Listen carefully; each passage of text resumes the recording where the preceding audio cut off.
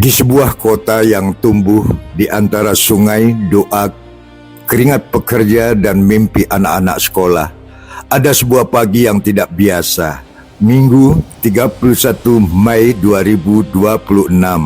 Bukan hari demonstrasi, bukan hari kampanye, bukan pula hari ketika para pejabat berlomba-lomba memasang baliho lebih besar daripada prestasinya.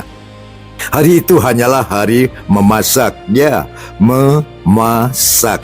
Sebuah kegiatan yang sering dianggap sederhana, padahal dari dapurlah peradaban manusia bertahan. Dari dapurlah kasih sayang bertumbuh. Dari dapurlah keluarga belajar berbagi. Dan dari dapurlah bangsa belajar bahwa kehidupan tidak dibangun oleh pidato semata, tetapi juga oleh kerja nyata.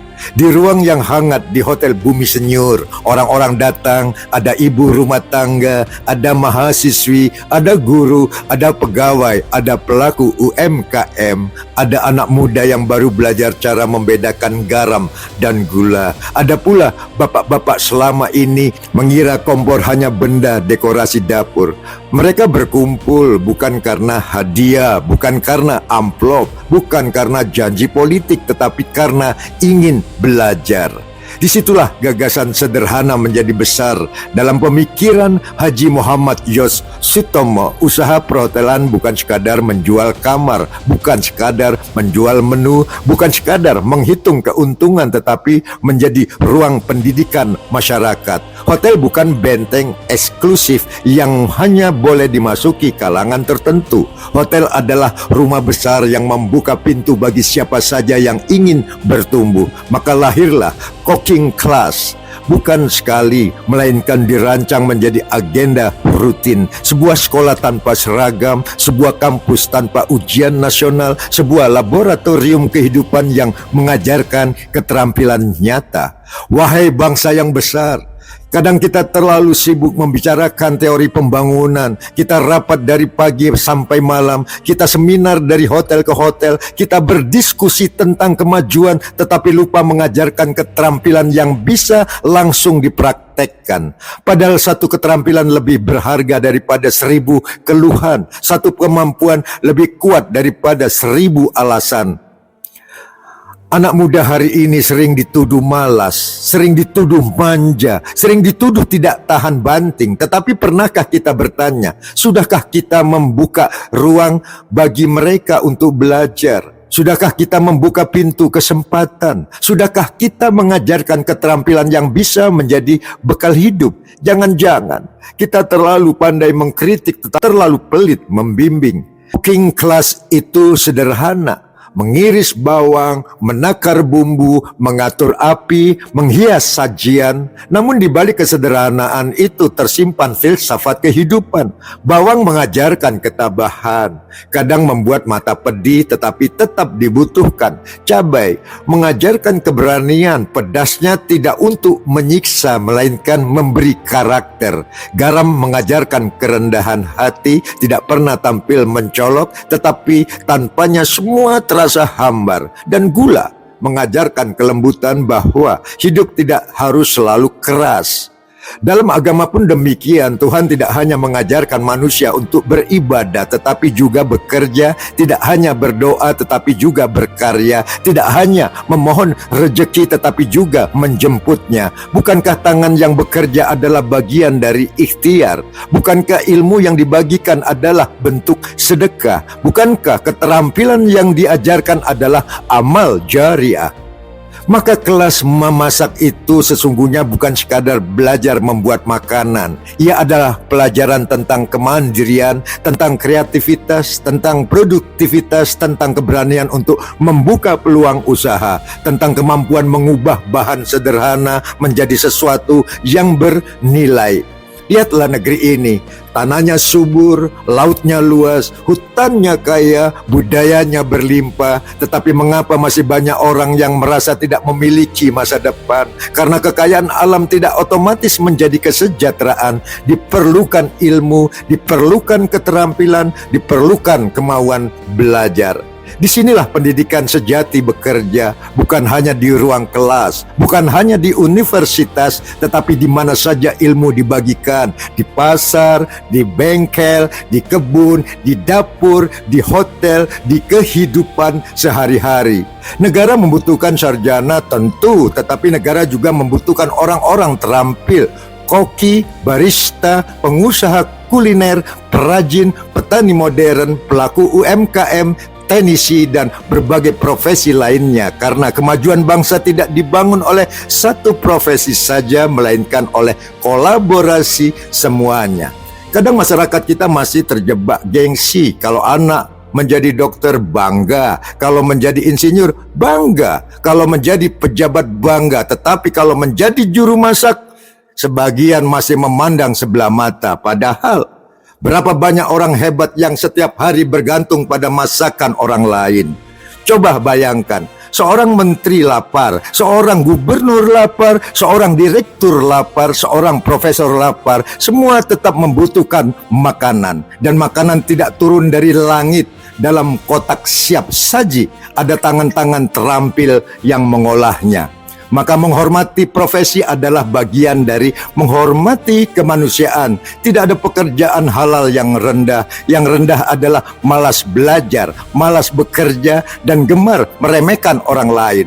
Humor kehidupan sering lucu. Ya. Ada orang hafal teori bisnis sampai 50 halaman tetapi bingung menggoreng telur mata sapi. Ada yang pandai berbicara tentang ketahanan pangan tetapi menanam cabai saja belum pernah. Ada yang rajin mengkritik restoran tetapi memasak mie instan pun harus membuka video tutorial. Tidak apa-apa, kita semua sedang belajar, karena hidup bukan perlombaan siapa paling sempurna. Hidup adalah perjalanan siapa yang mau terus bertumbuh. Cooking class di hotel Bumi Senyur mengajarkan satu pesan penting: belajar tidak mengenal usia, belajar tidak mengenal jabatan, belajar tidak mengenal status sosial. Selama napas masih ada, sekolah kehidupan tetap berlangsung. Kebangsaan tidak selalu hadir dalam upacara besar, kadang ia hadir dalam piring sederhana. Menggunakan bahan lokal, mengangkat cita rasa Nusantara, mendukung petani Indonesia, mendukung nelayan Indonesia, mendukung UMKM Indonesia. Itulah nasionalisme yang bekerja. Cintai bangsa tidak selalu harus berteriak. Kadang cukup dengan membeli produk lokal, mengembangkan kuliner lokal, mengajarkan resep tradisional kepada generasi muda, menjaga warisan budaya agar tidak hilang. Karena bangsa yang kehilangan budaya akan kehilangan identitas, dan bangsa yang kehilangan identitas akan mudah kehilangan arah. Maka dapur sesungguhnya adalah museum hidup. Di sana tersimpan sejarah, di sana tersimpan tradisi, di sana tersimpan kenangan, di sana tersimpan nilai-nilai keluarga. Seorang nenek mengajarkan resep, seorang ibu meneruskan rasa, seorang anak mempelajari makna. Begitulah peradaban diwariskan, tidak perlu melalui buku, tetapi juga melalui masakan. Haji Muhammad Yosutomo memahami bahwa hotel harus menjadi bagian dari kehidupan masyarakat, bukan menara gading, bukan bangunan yang asing, melainkan sahabat masyarakat. Tempat belajar, tempat berkarya, tempat bertemu, tempat bertumbuh bersama. Dalam dunia bisnis modern sering muncul pertanyaan, bagaimana meningkatkan daya saing?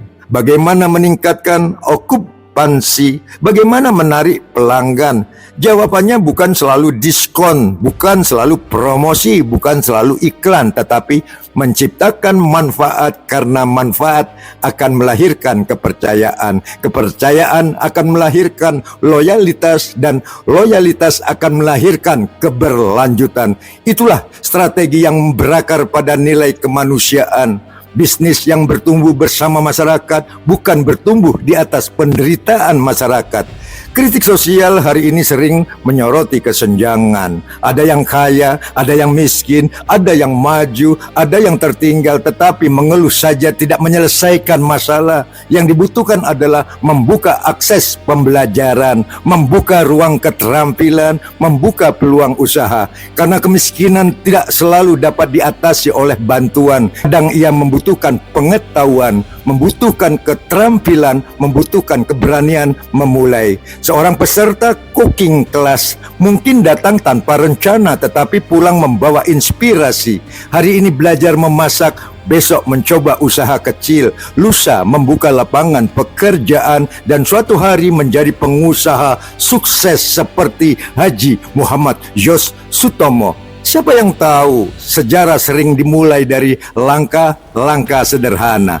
Negara maju bukan negara yang rakyatnya menunggu bantuan, tetapi negara yang rakyatnya terus belajar, terus berkarya, terus berinovasi. Agama mengajarkan syukur. Syukur bukan hanya ucapan. Syukur adalah menggunakan nikmat untuk kebaikan. Ilmu digunakan untuk berbagi, harta digunakan untuk membantu, keterampilan digunakan untuk memberdayakan.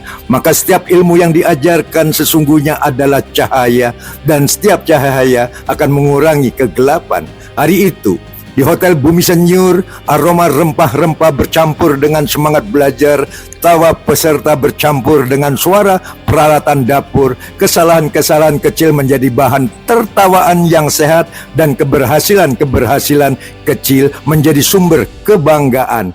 Beginilah pendidikan bekerja, tidak menakutkan, tidak menghakimi, tidak mempermalukan, melainkan membimbing, menguatkan, menginspirasi. Barangkali itulah yang perlu lebih banyak hadir di negeri ini. Lebih banyak ruang belajar, lebih banyak ruang berbagi, lebih banyak ruang kolaborasi, lebih banyak ruang harapan. Karena bangsa yang kuat bukan bangsa tanpa masalah, melainkan bangsa yang mampu mengubah masalah menjadi pelajaran, mengubah pelajaran menjadi solusi, dan mengubah solusi menjadi kemajuan.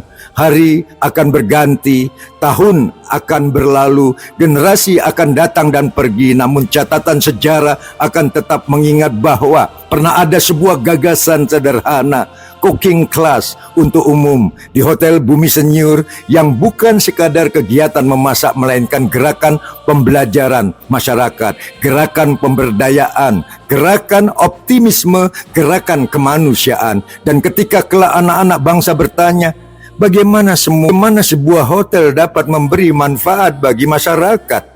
Maka sejarah akan menjawab, dengan membuka pintu, dengan berbagi ilmu, dengan memuliakan keterampilan, dengan menjadikan dapur sebagai ruang pendidikan, dengan menjadikan bisnis sebagai jalan pengabdian.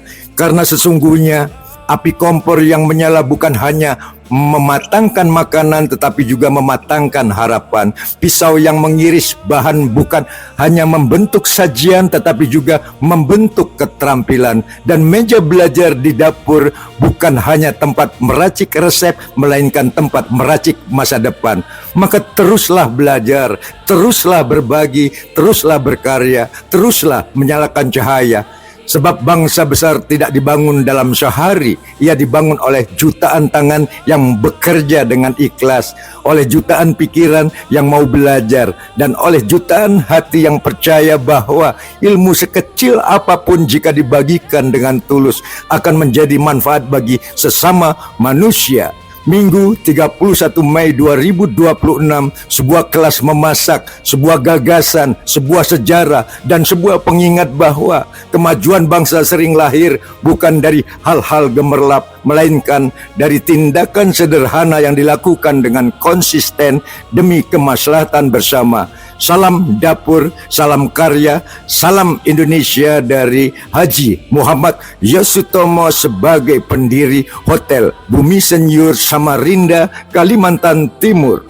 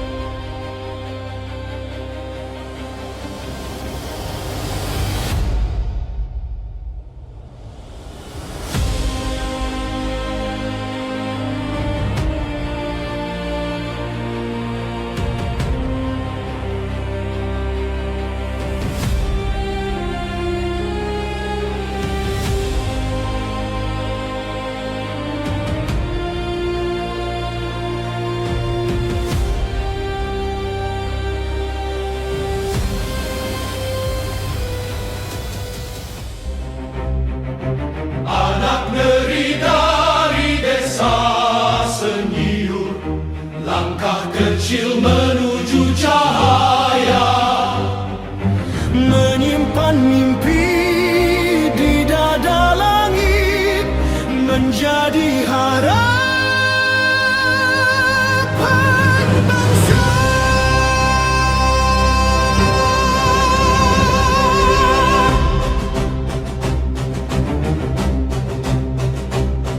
Anak yang terlahir dari desa senyum, menembus batas, menantang takdir, mewujudkan harapan di pusat kota dengan tekad yang tak tergoyahkan.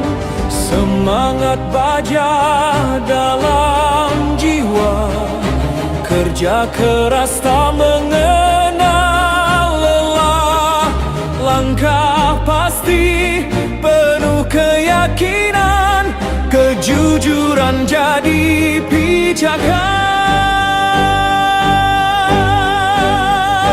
Takkan mundur walau badai menghadang, takkan runtuh oleh gelap zaman. Cahaya itu kian bersinar dalam langkah perjuangan. Hemya Sutomo, namamu menggema dalam jiwa bangsa Indonesia. Dari timur engkau berdiri, membawa terang negeri ini.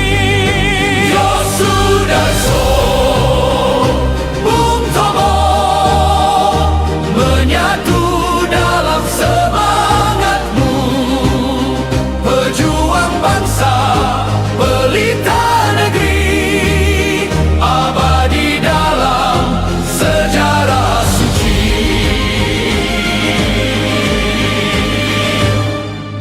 Dari Kalimantan Timur kau bangkit, menggenggam asa rakyat kecil, Bapa bangsa, penjaga cita, pilar ekonomi, cahaya ilmu, peduli pendidikan anak negeri, menanam masa depan bangsa. Dalam tanganmu harapan tumbuh, dalam langkahmu negeri teguh. Apa serumu wahai pemimpin?